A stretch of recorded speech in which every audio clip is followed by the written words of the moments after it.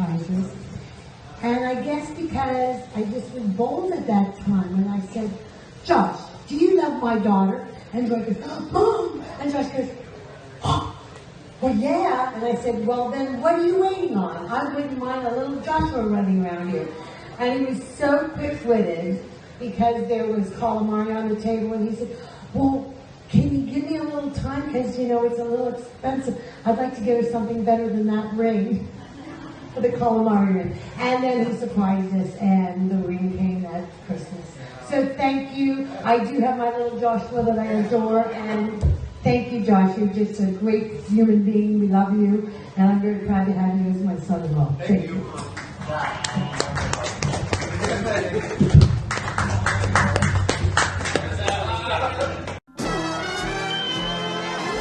For a while, many hilarious times.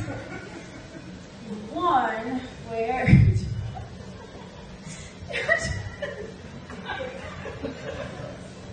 Josh, I had these two. Oh no, not those kinds of things.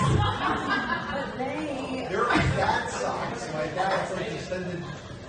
I don't know how a sock came to this form, but they were just long, shapeless tubes. Like no sign of any heel, just a tube. And Josh one time decided to tack one to the wall. Melissa got super of all the things. She got really uptight about it. Yeah, she got all uppity about the tube sock tacked to the wall because probably gonna have to spackle it when we moved out.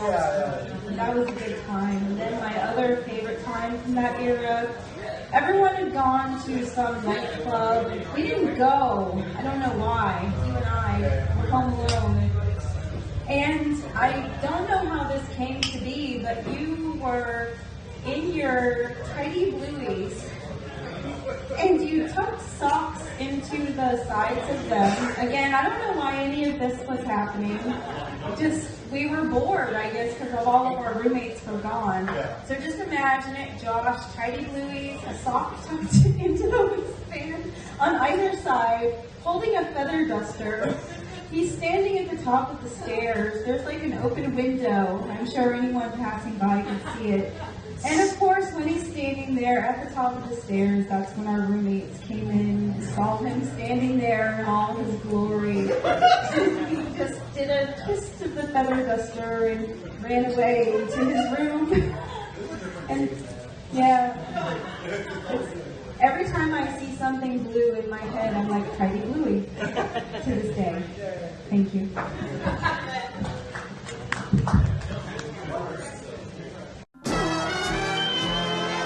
Do a podcast. We used to. Yeah, and it was fun for us. Not for the ladies, really. It was fun for us. And I'm sure all of you that follow Josh on Facebook know that he has a lot of butthole problems. It likes to inflame and cause him issues, and I guess this was where the invention moved into. Like Josh decides that in order to treat his butthole problems, he's not going to go see a doctor. He's just going to pack it full of whatever's around the house to pad it. So he gets whatever kind of medication he can get and like 3 rolls of toilet paper and just like packs it solid. And he tells us all in detail about this all the time.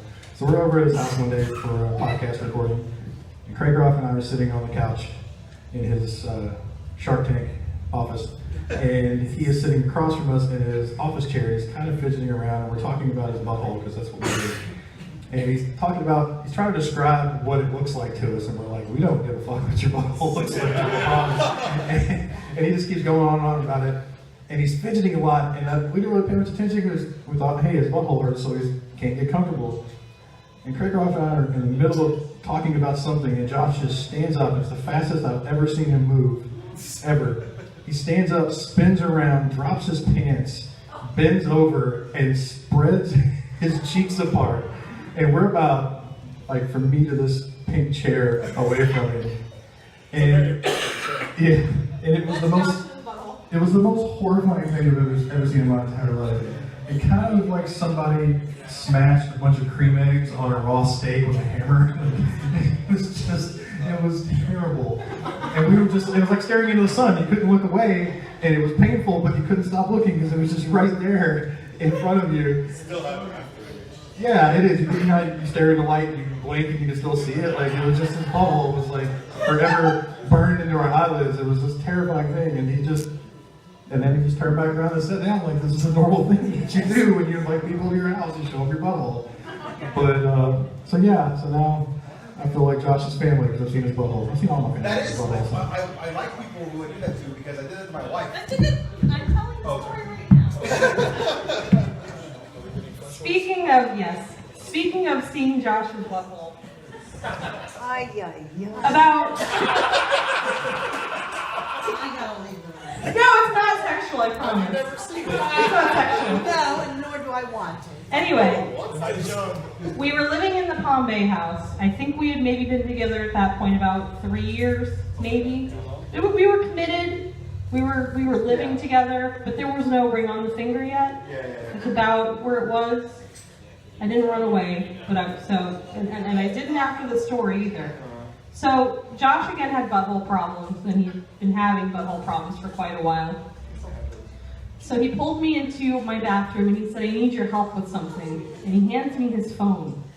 And he says, without actually like stopping what he was doing, it goes into motion and also says, I need help taking a picture of my butthole. And he swings around and swings the phone under his That's his move. seat to try to take a picture. He's like, can you do this for me and also look at my butthole and make sure that it's okay? And then that day was born a picture that we know as the flesh horse. Is that on the computer? No, it's not. I don't think it's on the computer. It could be on the computer. We could make it on the computer for all those that want it. There's a photograph that Josh likes to hold over people's heads, I think, that he's going to show them, but then he doesn't. Of the flesh horse. Are we getting a visual? Not on the flesh horse. We have the invention. Okay, we have the invention.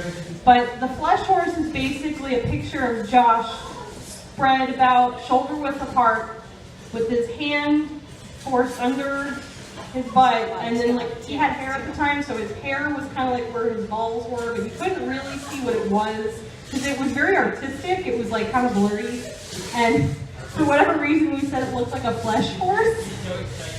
And he still has that picture on his phone, I think, and he likes to randomly send it to people and not explain it. Who did? Sean Sorensen. Sean Sorensen, who works at Famous Faces and Funnies, got it the last time. But I've seen his butthole, and then we got married. I don't know why. But the flesh horse.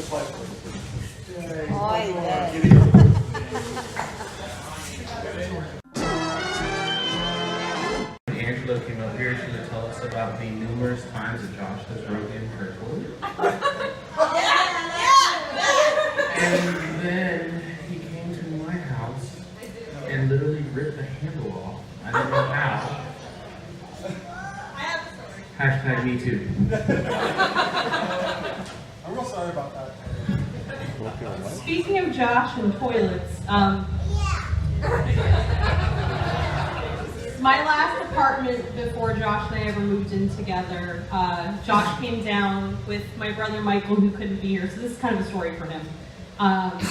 And the two of them helped me move out of my apartment and shortly move in with my mom before I moved up here to Palm Bay area. And yeah, that was really a good choice. But so this apartment, I have to tell you, was 400 square feet, the whole entire apartment. So you could probably guess that anywhere you sit in the apartment, the bathroom was right there. So we, I think, went to Five Guys for lunch, if I'm not mistaken. And I think Josh had a double cheeseburger and fries and whatever.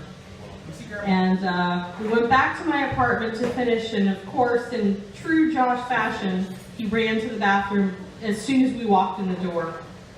And he walked really briskly to the bathroom. Can you stop? Okay, well, let me talk first. Okay? Then you can talk. Okay, so Josh is in the bathroom, and my brother and I are sitting in an apartment where there's no furniture, and we're just kind of sitting there waiting so that we can move stuff. And we're sitting on the floor, and all we can hear is everything that is coming out of Josh's bowels. And Josh going, oh, oh, oh, oh, oh God, oh God. Pretty much the whole time. I think there was like some Lamaze breathing. Like it was a really serious situation. And my brother, like Mark Ferris, wherever he is, has a really good wheeze laugh that is ignited by nobody else but my husband. So this was the first time, mind you, that Michael, my brother, met Josh. So I'm like, yeah, I have this boyfriend, he's great, I love him. We're gonna move in together. I'm gonna move to some place called Palm Bay. It's gonna be amazing. So he comes over to help move and he meets Josh, and Josh is pooping his brains out in the bathroom. And my brother is laying on his side on my carpet, clutching himself and going, for about, I kid you not, I think it was about 15 minutes. I was in there a while. Yeah, you were perspiring. It was kind of like when I had Eli, but there was, I think, more labor involved. And It's weird 'cause it was all water. that was the first of many times that you made my brother Louise laugh. But that was certainly the best. That was a good time. It was a very good time. And I still married him. I was more happy that he was cool with it. You know, like, yeah, he wasn't like projectile vomiting. You're fine. Yes. Hey, buddy. Yeah. On the same vein. Oh no. These are all Josh's poop stories. That's all we know. So, one time, Joshua went on vacation with Mark and I and a friend Andrew. You know where I'm going. I know where you're going. And we visited the Grand Canyon one Is day. this chimichangas? No, not chimichangas. Okay. So knowing Josh is who Josh is, it was early in the morning. We went and saw the Grand Canyon. It was wonderful. It was beautiful. We decided, let's stop and get breakfast while we're in the Southwest. So Josh decides to order huevos rancheros. Oh, exactly. We barely made it out of the canyon. Yeah. So did he. We had to stop immediately. So that's my favorite Josh story. That was a bad one. Chili cannon. We all have Someone one. just reminded me. Are these really all poop stories? So This is your intervention. several of us went up to St. Augustine to hang out in a time.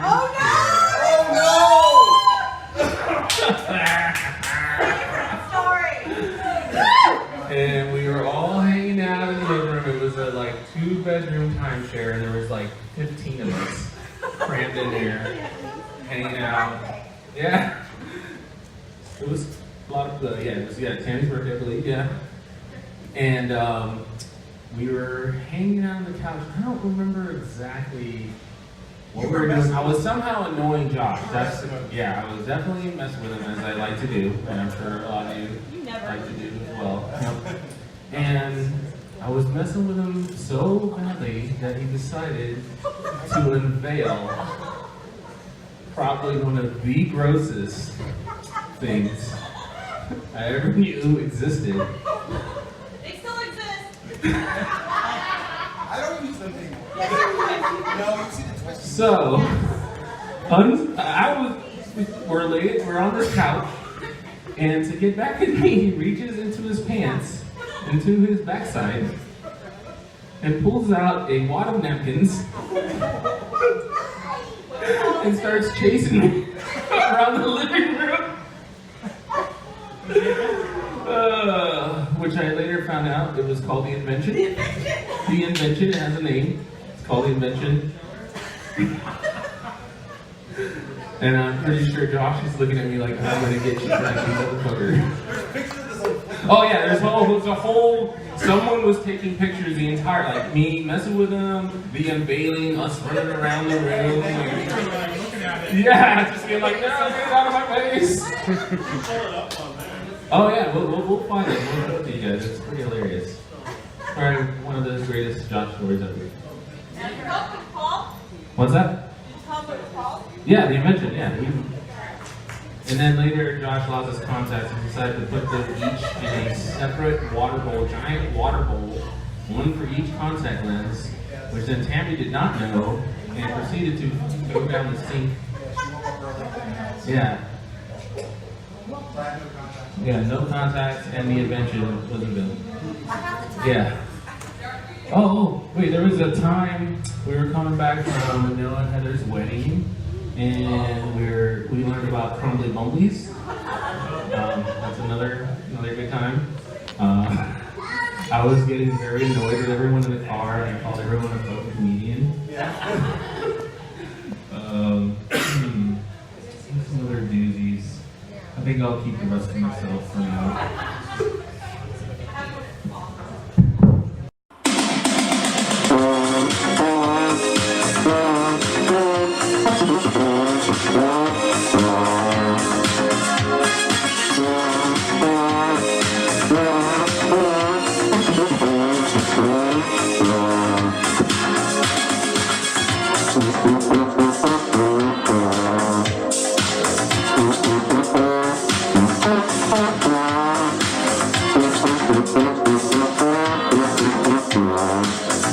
Thank you.